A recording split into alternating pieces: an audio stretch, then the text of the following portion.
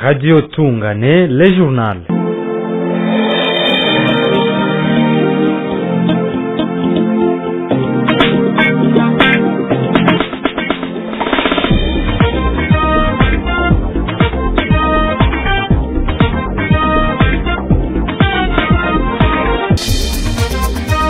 Bonsoir chers fidèles auditeurs et auditrices de la radio Tungane de Minembwe. Soyez les bienvenus à suivre les informations en langue de Molière. D'abord, les grandes lignes.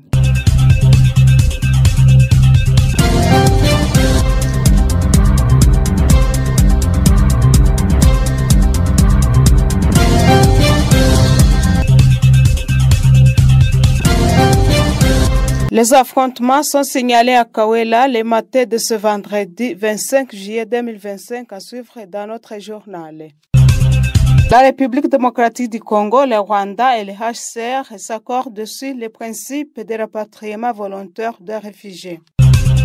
Ces points et autres seront décortiqués dans cette édition du journal. Bigirmo Msengyumva sur la mise en onde devant le micro Nandura Anne.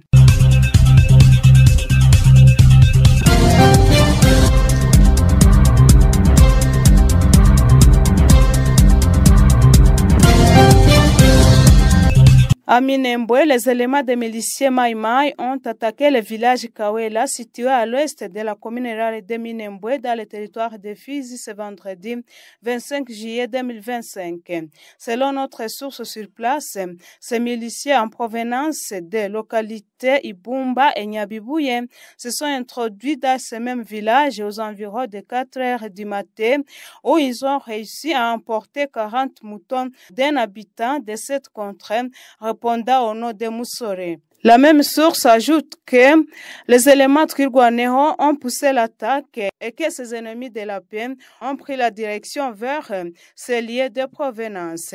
Donc, c'est un dossier à suivre.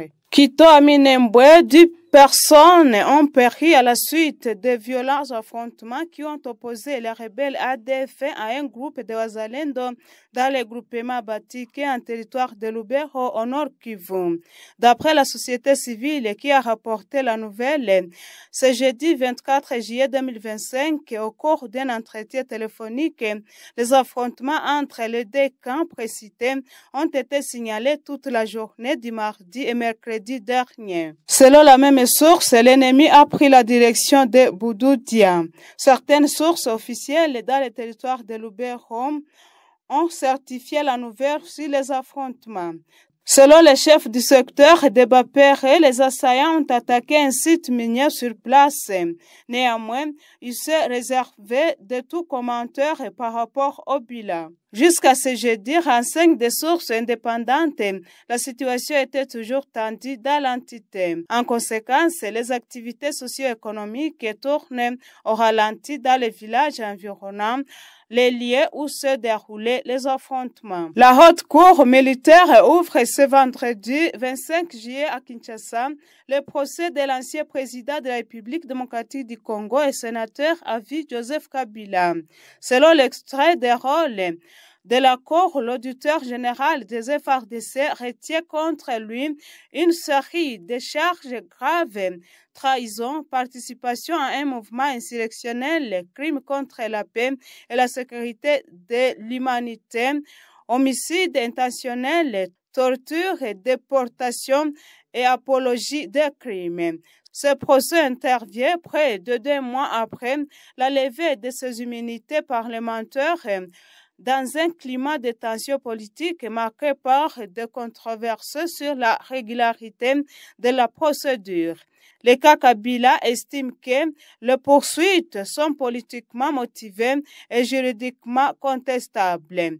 L'auditeur général des FARDC, soutenu par l'ancien ministre de la Justice lui-même, poursuivi devant la Cour de cassation, précise que les accusations portent sur le statut actuel de sénateur à vie de Joseph Kabila et non sur sa période en tant que chef d'État. Pour terminer, la République démocratique du Congo, le Haut Commissariat des Nations Unies aux réfugiés HCR en sigle et le Rwanda s'accordent sur le principe de rapatriement volontaire des réfugiés.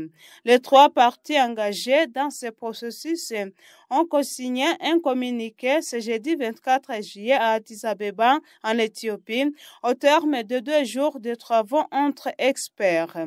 La République démocratique du Congo et le Rwanda s'engagent à rechercher des solutions durables en faveur des réfugiés en tenant compte des récentes avancées diplomatiques, notamment l'accord de paix de Washington entre Kinshasa et Kigali d'une part.